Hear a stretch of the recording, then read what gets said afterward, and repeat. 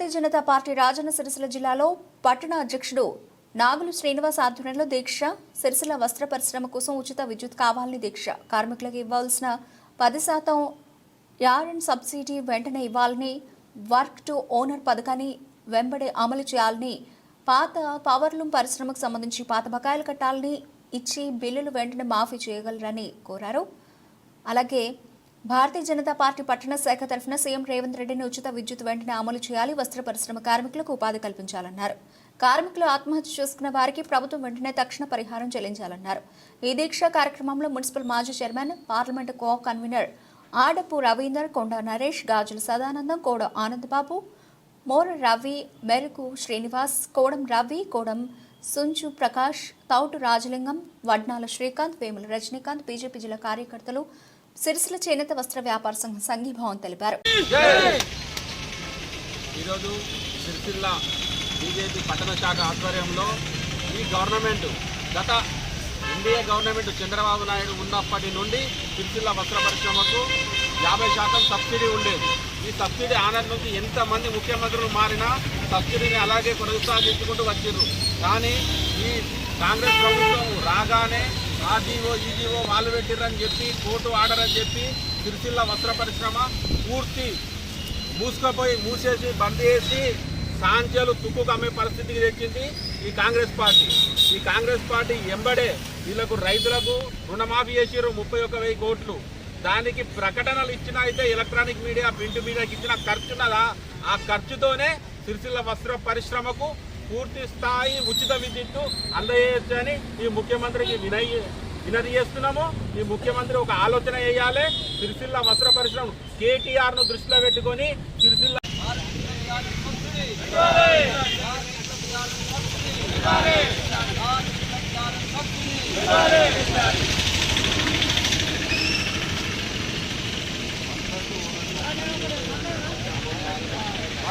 Owner పథకాన్ని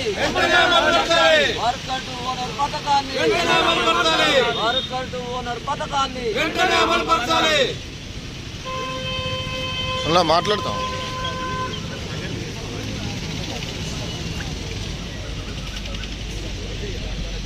ఈరోజు Bharatiya Janata party జిల్లా పట్టణ శాఖ తరఫున ప్రభుత్వం అవలంబించినటువంటి ఏదైతే వస్త్ర పరిశ్రమను అణిచివేయాలన్నటువంటి ఒక దృక్పథాన్ని దృష్టిలో పెట్టుకొని ఉచిత విద్యుత్తు వస్త్ర పరిశ్రమకు అందజేయాలని డిమాండ్ చేస్తూ, ఎందుకంటే దేశంలో మనల్ని ప్రాణదానం చేసేది రైతు అయితే మన వస్త్రాన్ని మానాన్ని కాపాడేటువంటి నేతన్న ఈరోజు ఇంత దిగజార స్థితిలో ఉండాలి. కారణం కూడా పోయిన ప్రభుత్వం ఈ ప్రభుత్వం ఒకటే కోరుతా ఉన్నాం, రైతులకు ఉచిత విద్యుత్ ఇస్తూ ఉన్నారు. అదే రకంగా రుణమాఫీ వర్తింపజేస్తూ ఉన్నారు. సంవత్సరానికి 10,000 రూపాయల రైతు బంధు దాన్ని కూడా ప్రకటించి ఉన్నారు. మేము రైతులకు ఇవ్వడానికి ఎప్పుడు కూడా వ్యతిరేకం కాదు. రైతన్న బాగుండాలి, దాంతోపాటు నేతను కూడా బాగుండాలంటే ఏదైతే ఉచిత విద్యుత్తు రైతులకు ఇస్తున్నారో అదే మాదిరిగా సిరిసిల్లలో ఉన్నటువంటి వస్త్ర పరిశ్రమ, పవర్లూమ్ కావచ్చు, డైయింగ్ కావచ్చు, చిన్నతర పరిశ్రమలు ఇది వీటికి ప్రామాణికంగా తీసుకొని ఉచిత విద్యుత్ ఇస్తే ఈ పరిశ్రమ నిలదొక్కడానికి అవకాశం ఉంది. ఇది ప్రత్యేకమైన డిమాండ్ మాది. రెండోది 3-4 మీటర్లు అంటే ఈ మధ్య లేని గది లేని ఆలోచన ఎవరు చెప్తున్నారో మాకు అర్థమైతే లేదు. కానీ మరి 4 మీటర్లు 3 మీటర్లు అన్నదమ్ములు 4 కలిసి ఒక ఇల్లు కట్టుకుంటారు. 4 పోర్షన్లు ఉంటే 4 మీటర్లు పెట్టుకుంటారు. మరి 4 మీటర్లు కలిసి పెద్దోని ఇస్తారా, నడుపుని ఇస్తారా, చిన్నోని ఇస్తారా, మీరు ఆలోచన చేసుకోవాలి.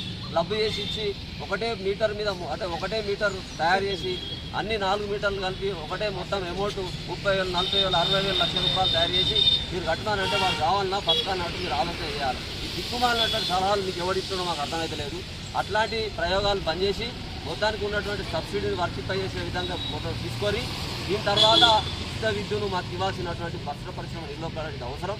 అంతేకాకుండా మేము ఒకటి చెప్తా ఉన్నాం, ఈ సిరిసిల్లలో వస్త్ర పరిశ్రమ ఏదైతుందో కార్మికులకు ఆధారం దాదాపు 30,000 మంది కార్మికులు ప్రత్యక్ష పరోక్షంగా అమాలీలు కావచ్చు, కూలీలు కావచ్చు, జాబాలు కావచ్చు, కండక్టర్లు కావచ్చు, వైపని వాళ్ళు కావచ్చు, వీళ్ళందరూ తీసుకుంటే దాదాపు 25-30,000 మంది దీని పరిశ్రమ మీద ఆధారపడి ఉన్నారు. మరి వాళ్ళందరూ కడుపుకొట్టే విధంగా ఈ ఆలోచనలు పనిచేయాలి. ఇంకోటి యార్న్ సబ్సిడీ ఏదైతుందో కార్మికులకు అందజేయాలి.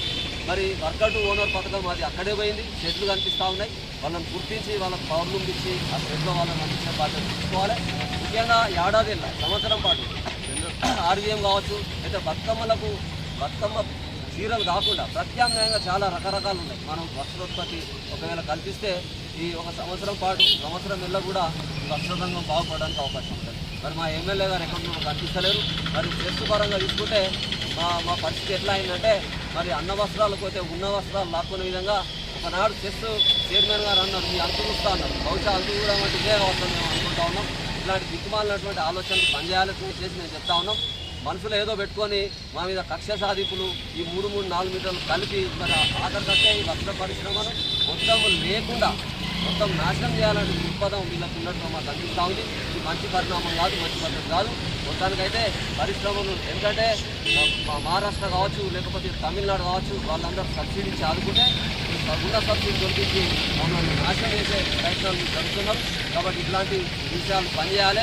ప్రభుత్వం దీనికి వస్త్ర పరిశ్రమకు ఆధారంగా అంటే వెంబడే పరిశ్రమను ఆదుకునే దిశలో ఒక మార్గాన్ని తయారు చేసి మరి అందరినీ అఖిల పక్షాన్ని కూర్చోబెట్టి మరి పరిశ్రమ ఏ రకంగా బాగుపడుతూ ఆలోచన చేయాలని మేము ప్రభుత్వాన్ని డిమాండ్ చేస్తాం. బోలో భారత్ మాతా కీ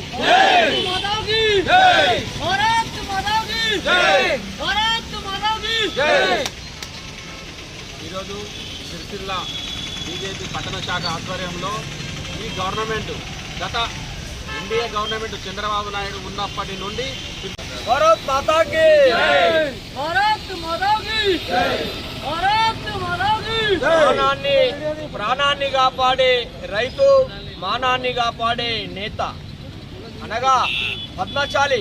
భారతదేశంలో అత్యధికంగా ఉన్నటువంటి పద్మశాలీలు మరి సిరిసిల్లనే ఉన్నారని చెప్పి ప్రతి రాజకీయ నాయకుడు మమ్మల్ని ఎత్తుకొని మరి కింద పడేసినటువంటి రోజులు. మరి ఈరోజు ఎన్నడో చేసినటువంటి సబ్సిడీ మరి ఎంతో మంత్రులు వచ్చిండ్రు పోయిండ్రు, సబ్సిడీ అదేవిధంగా కొనసాగింది. కానీ కాంగ్రెస్ ప్రభుత్వం ఈరోజు కక్షపూరితంగా ఈరోజు మరి ఇక్కడ ఉన్నటువంటి సిరిసిల్ల సబ్సిడీని మరి ఎందుకు తీసేస్తుండ్రో అర్థం కావడం లేదు. మరి ఇప్పుడు సిరిసిల్ల జిల్లా లోపల పద్మశాలీలు ఇప్పటికీ మన పువ్వులు రాలినట్టుగా 10 మంది మా నేతా కార్మికులు, మా పద్మశాలి బిడ్డలు ఆత్మహత్య చేసుకోవడం జరిగింది. మరి మీ కళ్ళకు కనబడతలేదా అని మేము అడుగుతా ఉన్నాం.